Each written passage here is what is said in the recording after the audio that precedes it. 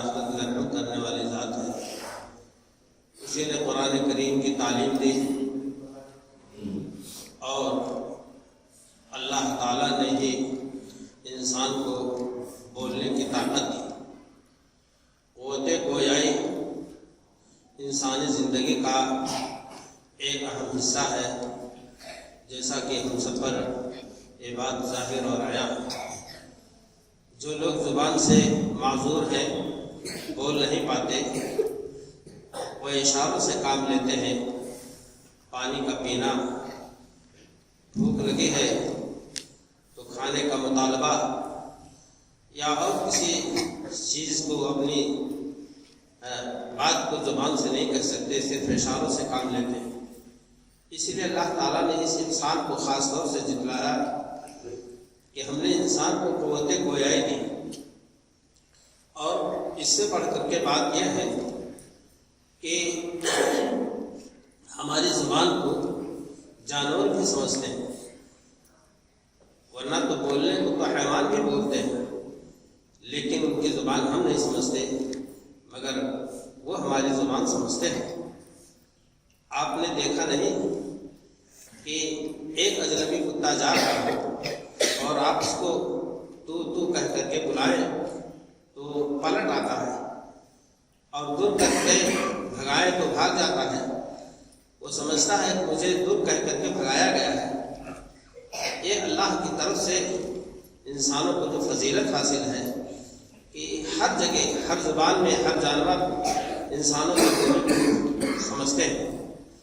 میرے دوستوں بھائیوں، زبان کی اصلاح بہت ہی عمدہ چیز ہے. جن گھروں میں، خاندانوں میں زبان کی حفاظت کے ساتھ گفتگو کی جاتی ہے، وہ بڑا پیارا انداز ہوتا ہے. ہم نے مدرسہ نورالعلوم اہل حدیث کے طلباء و طالبات کے لیے یہ بھرپور کوشش کی ہے کہ وہ اپنی ضمیر کی آواز کو لوگوں تک کیسے پہنچائیں. چھوٹے چھوٹے بچے، ننھے منھے بچے جو کھڑے ہونے کے بعد پاؤں میں جن کے راشا آ جائے، زبان تھرتھرانے لگے، پاؤں لڑکھڑانے لگے، اس کے باوجود بھی وہ اپنی بات کو، اپنے مضمون کو آپ تک پہنچانے کی کوشش کریں گے. لیکن اگر کوئی شہسوار میدان جنگ میں گر پڑے تو اس کی ہمت افزائی کرنی چاہیے، نہ کہ اس کی ہمت شکنی کی جائے، کیونکہ یہ بچے ہیں، ابھی سیکھ رہے ہیں. اس لیے ہر طرف سے آپ حضرات سے گزارش ہے کہ بچوں کا پروگرام سن کر کے ان کی ہمت افزائی فرمائیں. دعائیں خیر دیں کہ یہ بچے اور آگے بڑھیں. اور اساتذہ کرام جنہوں نے محنت کی ہے کہ ہندی میں تقریرات کرائیں، اردو میں قرآن کریم کے قرأت اور نظمیں، حمد و نعت وغیرہ اور مختلف عنوان سے نظمیں پیش کریں گے، تو یہ سب اساتذہ کرام کی محنتوں کا نتیجہ ہے جو دعا کے مستحق ہیں. اور یہ عزیز طلباء طالبات آپ کی دعاؤں کے خاص طور سے مستحق ہیں کہ اسی طرح آگے چل کر کے وہ دنیا میں کامیاب اور کامران رہیں اور ہمیشہ ہر مقام پر، ہر موضوع پر اپنی بات کو لوگوں تک پہنچانے میں کامیاب بنیں. اس کے بعد میں کسی انتظار کے بعد اور کچھ کرنا نہیں ہے، بلکہ پروگرام کا آغاز کر دینا ہے. انشاءاللہ یہ پروگرام 2 گھنٹے تک چلے گا. امید ہے کہ آپ حضرات بچوں کے پروگرام کو سن کر فیض یاب ہوں گے اور دعائیں دیں گے. پروگرام کا آغاز تلاوت کلام پاک کے ذریعہ کیا جا رہا ہے. سب سے پہلے تلاوت کے لیے دعوت دوں گا محسنہ خاتون کو کہ وہ آئے اور سورہ 3 کی تلاوت کریں.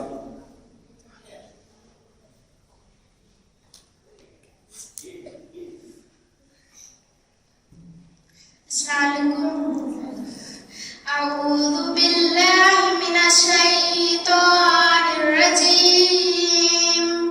بسم الله الرحمن الرحيم.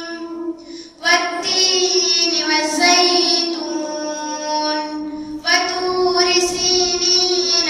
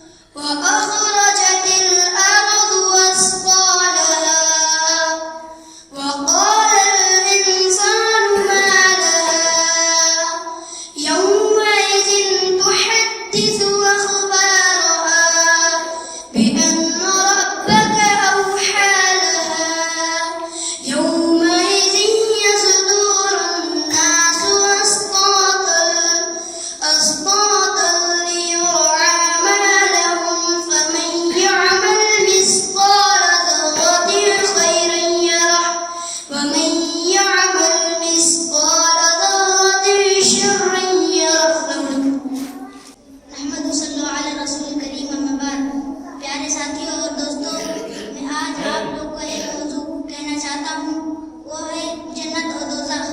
جو لوگ دنیا میں قرآن اور حدیث کے مطابق زندگی گزارتے ہیں، برے عقیدوں اور برے کاموں سے بچتے ہیں، نیکی اور بھلائی کے کام کرتے ہیں، اللہ پاک ان سے خوش ہوتا ہے اور مرنے کے بعد جنت میں داخل کرے گا۔ جنت میں اونچے اونچے محل ہیں، پھل اور پھول کے باغ ہیں، شہد اور دودھ کے نہریں ہیں۔ جو لوگ اس میں جائیں گے وہ ہمیشہ رہیں گے، کبھی بوڑھے نہ ہوں گے۔ وہاں کی کوئی بھی نعمت کبھی ختم نہ ہوگی۔ جس وقت جس چیز کو دل چاہے گا وہ فوراً مل جائے گی۔ ہر پھل کا ذائقہ، خوشبو الگ الگ ہوں گے۔ جنت میں آرام ہی آرام ہوگا، وہاں کسی بات کی تکلیف نہ ہوگی۔ اپنے لیے اور اپنے ماں باپ کے لیے اور اپنے استادوں کے لیے دعا کرو کہ اللہ سب کو جنت نصیب کرے۔ اور جو لوگ اللہ کے نافرمان ہیں، گندے کام کرتے ہیں، قرآن شریف و حدیث کے حکموں پر عمل نہیں کرتے، ان کا ٹھکانہ دوزخ ہے۔ دوزخ کو جہنم بھی کہتے ہیں۔ یہ عذاب کا گھر ہے، اس میں جو لوگ جائیں گے وہ بڑی تکلیف میں رہیں گے۔ جہنم میں اتنی تیز آگ ہوگی، اگر اس کی ایک چنگاری بھی دنیا میں گر جائے تو پوری دنیا جل کر راکھ ہو جائے اور برسوں زمین پوری دنیا جل کر راکھ ہو جائے۔ بھلا بتاؤ، ہم اس دنیا کی آنچ کو برداشت نہیں کر سکتے تو دوزخ کی آگ کو ہم کیسے برداشت کر سکتے ہیں؟ جہنم میں اتنے بڑے بڑے زہریلے سانپ اور بچھو ہیں، اگر ان میں سے ایک سانپ بھی دنیا کی طرف پھنکار مار دے تو سارے کھیت، باغ، درخت اس کی زہریلی گرمی سے جل کر راکھ ہو جائے اور برسوں زمین پر کوئی اناج نہ اگے۔ خدا ہی جانتا ہے کہ دوزخ میں ایسے کتنے سانپ اور بچھو ہیں جو اللہ کی نافرمانی کرنے والوں کو ڈسیں گے اور ڈنک ماریں گے۔ لوگ دوزخ کی آگ اور سانپ اور بچھو کے زہریلے سے بے چین ہو جائیں گے اور موت کی تمنا کریں گے، لیکن وہاں موت کبھی نہ آئے گی اور نہ رونے اور پڑنے سے جلنے سے کوئی مدد کو آئے گا۔ اس عذاب سے چھٹکارا پانے کی یہی صورت ہے کہ اس دنیا میں جب تک زندہ ہیں قرآن اور حدیث کے مطابق اچھے کام کریں اور برائی سے بچیں۔ آخر میں دعا ہے کہ اللہ پاک ہم سب کو دوزخ کے عذاب سے بچائے اور جنت میں جانے کی جگہ دے، آمین۔ السلام علیکم ورحمۃ اللہ وبرکاتہ۔ السلام علیکم ورحمۃ اللہ وبرکاتہ۔ بسم اللہ الرحمن الرحیم۔ محمد سا ہنسی کوئی زمانے میں نہیں آیا، بہت چہرے ہنسی دیکھے مگر ایسا نہیں پایا۔ محمد کی ولادت پر ہوئے عرض و سما روشن، خوشی سے نوریوں نے بھی ترانہ شوق سے گایا۔ بہت چہرے ہنسی دیکھے مگر ایسا نہیں پایا۔ محمد مصطفیٰ آئے، امام الانبیاء آئے، جنہیں ختم نبوت کا خدا نے تاج پہنایا۔ بہت چہرے ہنسی دیکھے مگر ایسا نہیں پایا۔ مبارک بنا تجھ کو ہوا روشن، تیرا گھر ہے تیری جھولی مبارک میں نبیوں کا نبی آیا۔ محمد سا ہنسی کوئی زمانے میں نہیں آیا، بہت چہرے ہنسی دیکھے مگر ایسا نہیں پایا۔ السلام علیکم۔ السلام علیکم۔ اعوذ باللہ من الشیطان الرجیم، بسم اللہ الرحمن الرحیم۔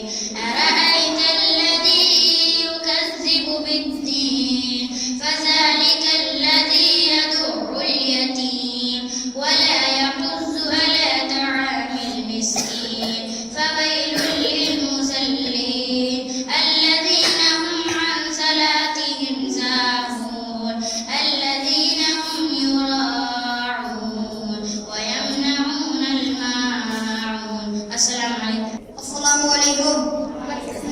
सनदुल्ली अला रसूलिल करीम अम्मा बाद। सदर मोहतरम प्यारे साथियों, आज मैं आप हज़रात के सामने ताक़त सफ़ा के उन्वान से कुछ कहना चाहता हूँ। ये कि अल्लाह ताला ने आज सल्लल्लाहु ताला अलैहि वसल्लम को दुनिया में इसलिए भेजा था कि लोगों को अल्लाह की बंदगी और इबादत का सही रास्ता बताए, उनके अक़ीदे अखलाक और चाल चलाने को दुरुस्त करे। चुनांचे रात दिन आप सल्लल्लाहु अलैहि वसल्लम इसी फिक्र और धुन में रहा करते थे। यही सोचा करते थे कि किस तरह अल्लाह का दिन फैलाया जाए, किस तरह लोगों को इसकी तालीम दी जाए। दिन की तालीमी के लिए हज़रत सल्लल्लाहु अलैहि वसल्लम ने अपनी हिजरत से 2 साल पहले ही हज़रत मुआज़ बिन उमैर रज़ियल्लाहु ताला अन्हु को मक्का मुअज़्ज़मा से मदीना मुनव्वरा भेज दिया था। हज़रत मुआज़ रज़ियल्लाहु ताला अन्हु ने बड़ी मेहनत और मशक्क़त से इस खिदमत को अंजाम दिया। बहुत को कुरान की सूरतें पढ़ाई और दिन की ज़रूरी बातें बताई। इसके बावजूद भी आप सल्लल्लाहु अलैहि वसल्लम मक्का से बड़ी बेसरो सामानी और परेशानी के हालात में मदीना तशरीफ लाए थे। यहाँ आने के बाद भी आसपास की यहूदियों की साजिशों और कुरैशी मक्का के शरारतें की वजह से आपको इत्मीनान से बैठना नसीब बना हुआ, मगर फिर भी दीनी तालीम का शुरू ही से ख्याल रखा। ऊबा की मस्जिद की बुनियाद रखी तो साथ ही मदरसा भी कायम कर दिया। इसी तरह जब मस्जिद नबवी की तामीर हुई तो उसी मस्जिद के करीब थोड़ी सी जगह खाकी मदद से घेर दिया गया था और उस पर साइबान डाल दिया गया था कि जो लोग अपना घर बार छोड़कर सिर्फ दीनी तालीम हासिल करने के लिए आएंगे उन्हें यहाँ ठहराया जाएगा। अंसार और मुहाजिरीन में ज्यादातर तो वही सहाबा थे जो सिर्फ अल्लाह की बंदगी और इबादत के अलावा तेजराब खेती बाड़ी वगैरह के कामों में भी लगे रहते थे। लेकिन कुछ खास अल्लाह के ऐसे भी बंदे थे जो सिर्फ दीनी तालीम हासिल करने ही में लगे रहते थे। ये बराबर रसूल सल्लल्लाहु अलैहि वसल्लम के खिदमत में हासिल रहते, कुरान सीखते और हदीसें याद करा करते थे। ये लोग खाने पीने पहनने ओढ़ने में बड़ी तंग और सब्र के साथ गुजारा करते थे। कभी चादर है तो कभी दामद नहीं, कभी दामद है तो कभी चादर नहीं। बाज़ दफा कई दिन का फका हो जाता। कभी कभी अंसार और मुहाजिरीन 2-4 आदमी को अपने घर ले जाते और खाना खिलाते। सल्लल्लाहु अलैहि वसल्लम के पास कभी सत्ता का खाना आ जाता तो सब उन्हीं के पास भेज दिया करते थे, क्योंकि आप सल्लल्लाहु अलैहि वसल्लम सत्ता कबूल नहीं फरमाते थे, न ही सत्ता का चीज खाते थे। कभी फुर्सत मिलती तो बाज़ हज़रात जंगल से लकड़ियां चुनकर लाते और बाजार में बेचते। उससे जो पैसे मिलते अपनी या दूसरी या साथियों के जरूरत पर उसी दिन खर्च कर डालते थे। ये लोग दीनी मदरसा के तालिबे इल्म थे और साथ ही साथ इस्लाम के मुबल्लिग भी थे। आसपास के बस्तियों में हज़रत सल्लल्लाहु अलैहि वसल्लम इनको दिन की तबलीगी के लिए भेजा करते थे। एक दफा कुछ लोग हज़रत सल्लल्लाहु अलैहि वसल्लम की खिदमत में आए। अपनी बस्ती इतराब और कबीलों में इस्लाम फैलाने के लिए मुबल्लिगों और मुअल्लिमों की जरूरत जाहिर की। आप सल्लल्लाहु अलैहि वसल्लम ने उन्हीं असहाबे सुफ़ा में से 70 आदमियों को उनके साथ कर दिया, मगर उन जालिमों ने दगाबाजी की। मदीना से दूर एक पहाड़ी इलाके में उन सबको शहीद करा दिया। जिस दिन ये हज़रत शहीद हुए उसी दिन अल्लाह ताला ने हज़रत जिब्राईल अलैहिस्सलाम के जरिए आपको इसकी खबर दी। जब आप सल्लल्लाहु अलैहि वसल्लम को इस अफसोसनाक वाक़े की इत्तला मिली तो आप बहुत रंजीदा हुए और 1 महीने तक फर्ज नमाज के बाद उन दगाबाजों के हक में बद्दुआ करते रहे। इससे अंदाजा करोगे हमारे हज़रत सल्लल्लाहु अलैहि वसल्लम को दीन तालीम कुरान मजीद को हदीस पढ़ने पढ़ाने वालों से कितनी मोहब्बत थी कि जिन लोगों ने उनको मार डाला उनके हक में 1 महीने तक बद्दुआ करते रहे। आखिर में दुआ है कि अल्लाह हमको भी इल्म दीन हासिल कर दे और इल्म दीन हासिल करने वालों से मोहब्बत और हमदर्दी करने की तौफीक दे। आमीन। अस्सलाम वालेकुम। अल्हम्दुलिल्लाह रब्बिल आलमीन वस्सलातु वस्सलामु अला सय्यिदिल मुरसलीन व अला आलिहि अस्हाबिल अजमाइन। अम्मा बाद फ़क़द क़ाल अल्लाहु तआला फ़िल क़ुरआनिल मजीद वल फ़ुरक़ानिल हमीद फ़अऊज़ु बिल्लाहि मिनश शैतानिर रजीम बिस्मिल्लाहिर रहमानिर रहीम। मोहतरम साथियों, मैं आप लोग के सामने एक तकरीर पेश करना चाहती हूँ जिसका उन्वान है नबुव्वत से हिजरत तक के कुछ हालात। हमारे हज़रत सल्लल्लाहु अलैहि वसल्लम अपने मामूल के मुताबिक उसे हिरा के गार में अल्लाह पाक की तरफ ध्यान लगाए हुए बैठे थे कि एक दिन जिब्राईल अलैहिस्सलाम ने हमारे हज़रत सल्लल्लाहु अलैहि वसल्लम के पास आया और कहा, पढ़ो। आपने फरमाया, मैं पढ़ना नहीं चाहता।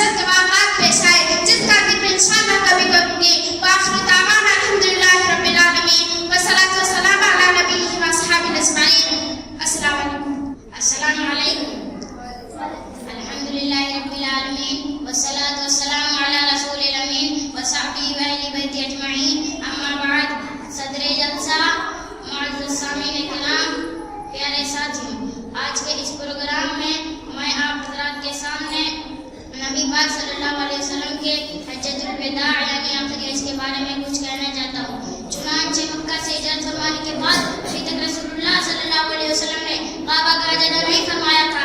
جب مکہ فتح ہو گیا اور اعلان ہو گیا کہ اب آئندہ سے کوئی مشرک کعبہ